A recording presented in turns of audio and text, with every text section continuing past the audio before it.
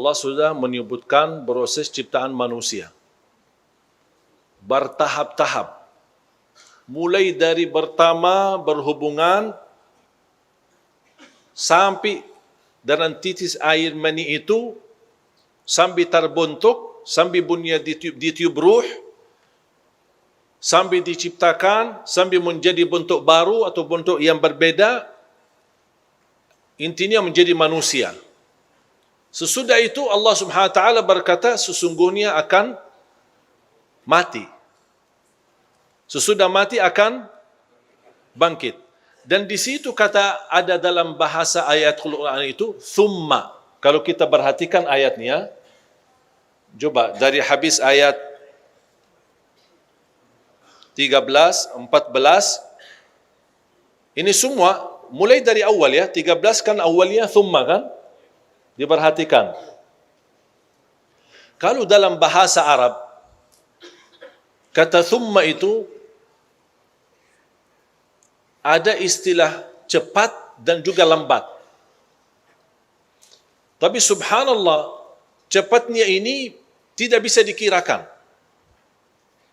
Karena bagi Allah Subhanahu wa taala tidak butuh masa dan tidak butuh waktu, karena Allah Maha Pencipta menciptakan waktu. Allah bisa membentuk manusia tidak perlu proses sebagaimana ayat ini. Dia tidak harus begini sampai terbentuk manusia. Allah bisa kun fayakun jadi manusia. Sebagaimana Nabi Adam. Nabi Adam kira-kira pernah enggak proses seperti ini? Tidak. Berasal ciptaan manusia kembali Nabi Adam diciptakan dari tanah. Makanya Allah tidak terlalu banyak detail mengenai ciptaan Adam alaihissalam.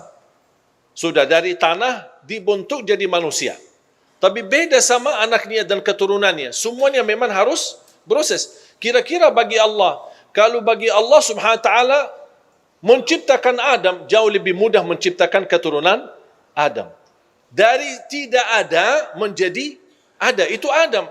Kalau kita ada asal air mani, berarti ada bentuknya, ada bahannya istilahnya. Kalau ada bahannya kira-kira bagi Allah susah atau lebih mudah lagi? Jauh lebih mudah. Coba bayangkan Allah Subhanahu wa taala menggambarkan proses ciptaan manusia itu bagi Allah tidak butuh waktu dan tidak butuh proses ini. Makanya selalu ada kata thumma sampai di ayat terakhirnya. Habis Allah menggambarkan fatabarakallahu ahsanul khaliqin, Allah langsung membahas kematian. Thumma innakum ba'da dzalika lamayitun. Coba diperhatikan ayat 15 dan 16. Thumma, tidak terlepas dari thumma. Ayat selanjutnya 16 masih juga thumma. Kenapa Allah di sini tidak membahas dunia? Habis kita terbentuk menjadi manusia, lahir. Allah cerita di sini kita bahas dunia, Allah bahas dunia di sini.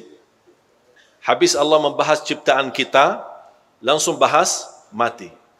Allah ingin memberikan pesan kepada kita.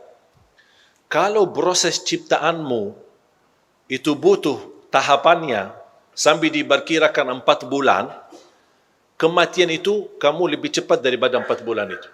Belum tentu anda punya umur lebih daripada proses ciptaanmu sendiri. Makanya Allah Subhanahu wa taala menabaikan bahasan dunia ini. Karena umur kita di dunia ini sangat sebentar. Makanya Allah Subhanahu wa taala tidak memperdulikan, tidak menggambarkan tahap-tahapnya di ayat ini. Supaya kita sadar, Allah mau menghitungkan masa yang pendek, yang 4 bulan tahap ciptaan kita, tapi yang usianya 60, yang usianya 70, yang usianya sampai 100, Allah tidak bahas. Karena usia kita di dunia sungguh sangat cepat. Dan silahkan tanya, yang sudah usia 70, 80, kira-kira berjalan masa hidupnya seperti apa? Tidak terasa, tidak sadar kita manusia. Saking begitu cepat. Ini Ramadan bukti. Dan sering saya berkata, Ramadan tahun ini termasuk menurut saya Ramadan yang paling cepat. Setuju enggak?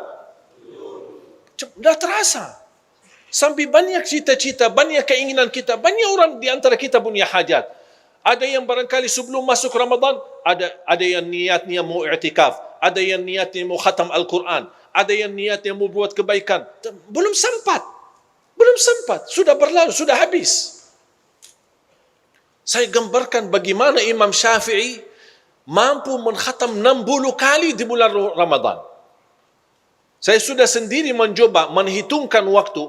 Satu kali khatam membutuhkan 10 jam. Berarti Imam Syafi'i 2 kali khatam 20 jam. Berapa yang tersisa? 4 jam. Ngapain Imam Syafi'i 4 jam? Tahajud, tidur, urusin keluarganya, cari nafkah dan rezeki. Bagaimana? Cuba bayangkan. Makanya jemaah sekalian, luar biasa ayat ini. Begitu saya baca, kadang-kadang mohon maaf kita yang hafal Quran, belum tentu kita mampu menghayati semua isi Al-Quran. Jangan anda berfikir semua orang penghafal Al-Quran seolah-olah sudah 100% memahami isinya. Belum tentu. Termasuk saya. Saya tidak bisa menjaminkan diri saya yang memahami semua isi Al-Quran. 30 juz. Memahami maknanya, alhamdulillah faham maknanya, kan memang bahasa Arab. Tapi yang saya maksud, memahami makna isi Al-Quran yang membuat hati ini terbuka, sadar, tersentuh, itu tidak semua bisa. Sudah berapa kali saya baca suratul Mu'minun? Baru kali ini ketika saya baca, di beberapa waktu kemarin, saya kok tersentuh hati saya di situ. Ada apa? Kenapa Allah di sini tidak membahas dunia? Kadang kita mencari sesuatu, belum tentu bertemu.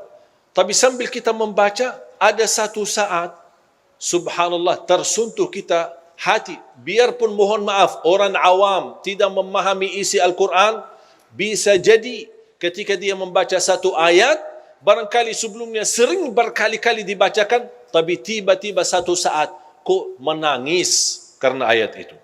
Tiba-tiba satu saat, tersentuh hatinya di saat itu. Padahal sebelumnya sudah berkali-kali dibaca.